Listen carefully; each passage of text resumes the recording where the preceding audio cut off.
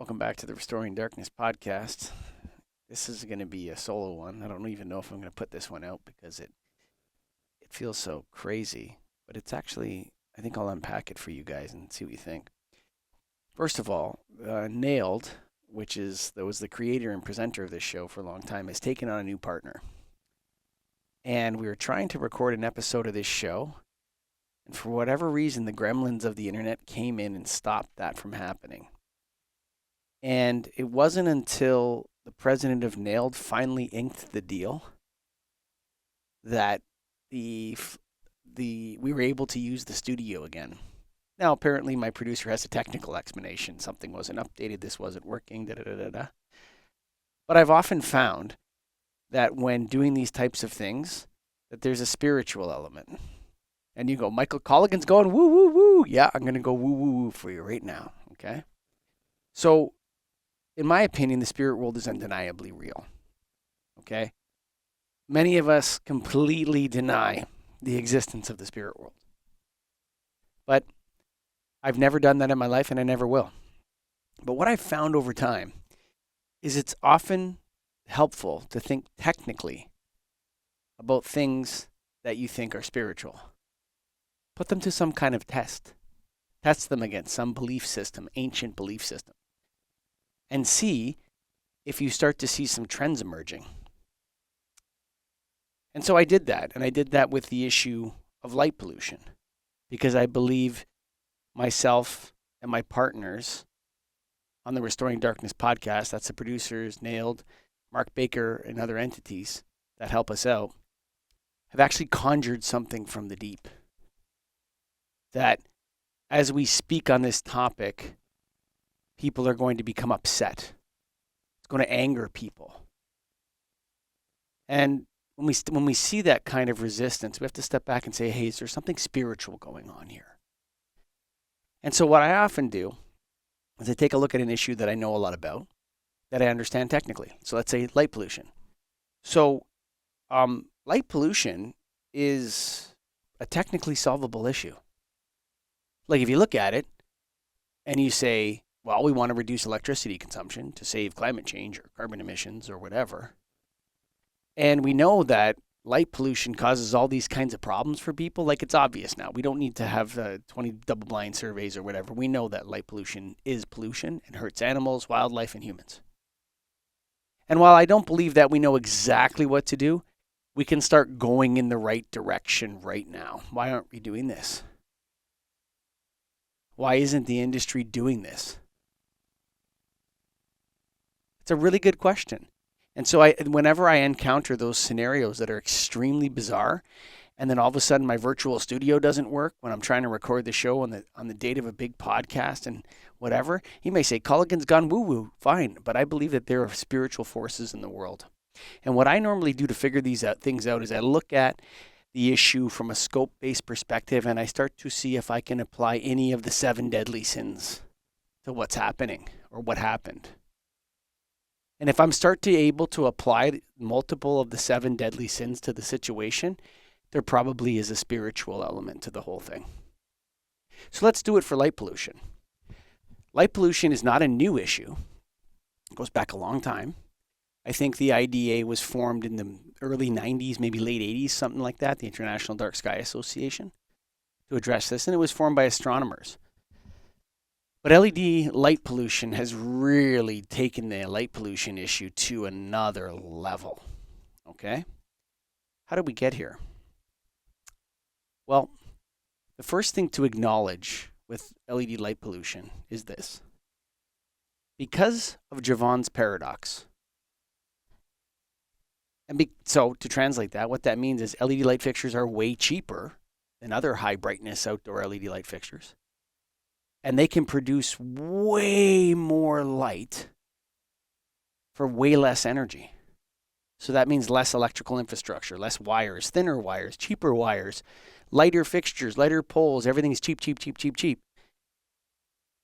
Gluttony.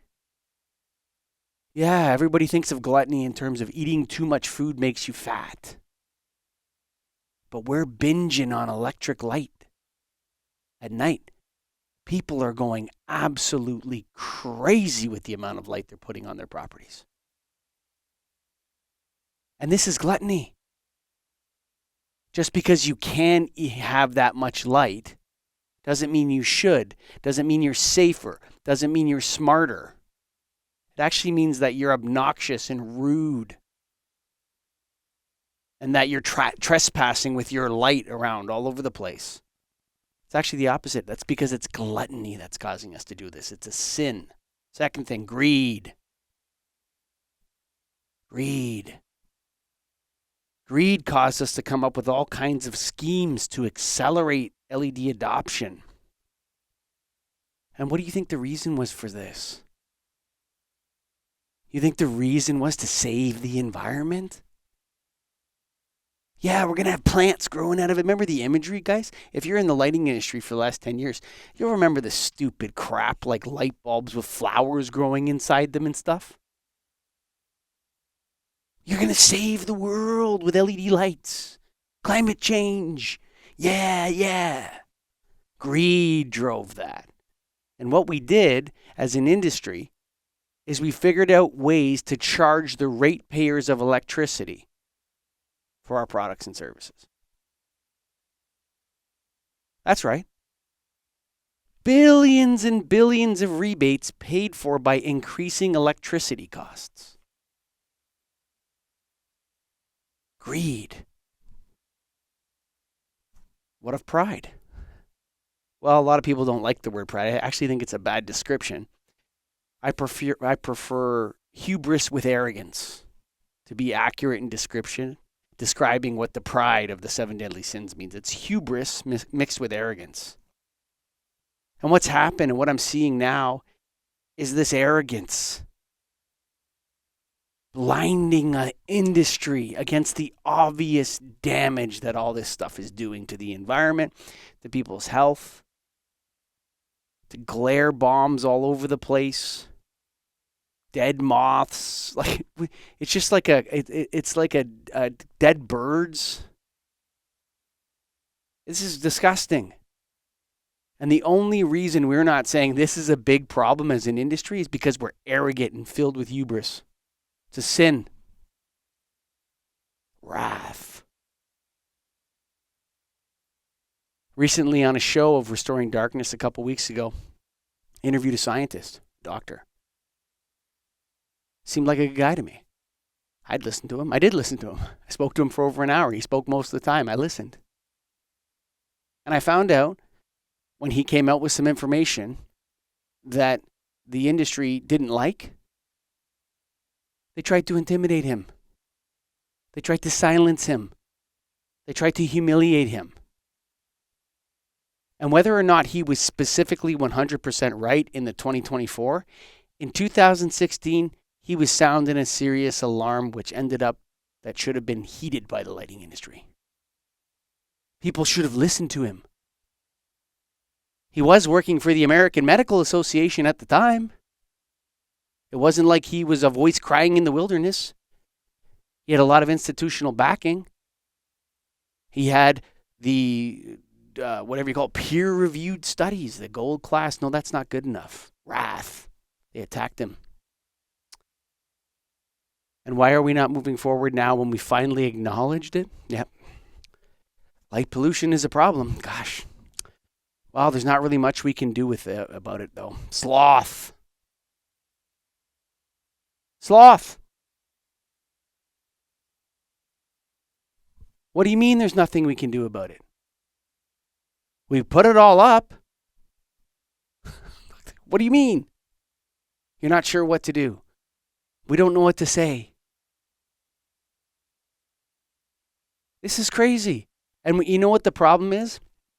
The institutions and the product labelers and all the people that caused the problem, or that caused the problem, the ones that caused the problem, they're the ones that are tasked with the solution.